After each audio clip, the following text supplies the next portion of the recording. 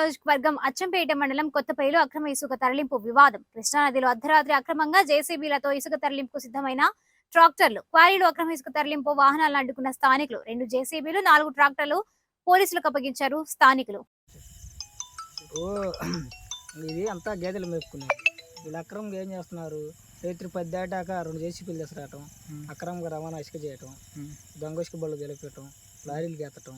అదేమని మేము అడిగితే రోజు తోలం చేయటం, రోజు తోలటం. ఇది అంతా గేదెలు మేసేది. ఇదంతా రైతులు బతికేది. కూలి పని చేసుకుని బతికి రైతులు గేదెలు కొనుక్కొని 12 అడుగులు గొయ్యలు పెట్టి 3 అడుగులు ఉన్న మట్టిని తీసి కూడా అడుగు ఇసుక పైన 3 అడుగులు మట్టి ఉంది. ఆ మట్టిని తీసి కూడా అడుగు ఇసుక తీసి డంపింగ్ చేసి లారీలకి ఎత్తి షిఫ్ట్ చేసి మొత్తం అమ్ముకుంటున్నారు. ఈ విధంగా దోపిడీ చేస్తున్నారు. ఎక్కడోళ్ళు ఇల్లు అసలు ఏదైనా ఐడియా ఉంది మీకు? ఎక్కడోళ్ళు మా ఊరిలో వస్తే మాకు అర్థమయ్యేది. ఎవరు తెలుస్తున్నారు, ఏం చేస్తారో మాకు అసలు తెలియదు. ఎన్ని రోజుల నుంచి జరుగుతుంది ఇట్లా? 10 రోజుల నుంచి జరుగుతుంది. 10 రోజులు జరుగుతుంది. ఎవరు అడ్డుకోవట్లేదు దీన్ని? అడ్డుకొని మేము చెబుతున్నాం రోజు. వాళ్ళు ఏమంట్లా ఇలా ఇవాళ దోలాలని చెబుతున్నారు.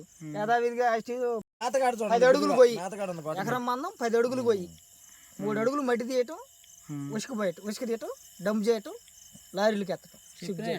చెప్పినా కూడా ఎంటలేదు. అయ్యా, ఈ గేదెలు మేసేది మీ ఎత్తుకుంటా నదికి